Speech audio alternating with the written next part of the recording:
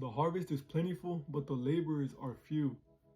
In Matthew chapter 9, verses 36 to 38, it says, "When Jesus saw the crowds, he had compassion for them, because they were harassed and helpless like sheep without a shepherd. Then he said to his disciples, 'The harvest is plentiful, but the laborers are few. Therefore pray earnestly to the Lord of the harvest to send out laborers into his harvest.'" We are all called to share the good news just like Jesus, to not just look at Jesus for what he did for us, that through his sacrifice we can put our faith in Jesus and we can enter the kingdom of God, right? A life with none of this evil, none of this suffering that we experience in this world. A lot of us just look at Jesus for that, but the truth is that the Father sent him so that we can look at his life as an example of how to live every single day, that we have to be more like Jesus every single day. And what did Jesus do? Dedicate his whole life to putting the Father's will before his own, right? He lived a life of preaching the good news, doing miracles, healing people, sharing the good news, leading people to the kingdom.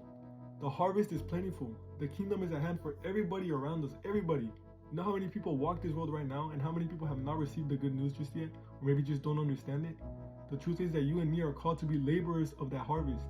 But a lot of us are too comfortable with just sitting in our rooms all day, not sharing the good news, not talking about Jesus.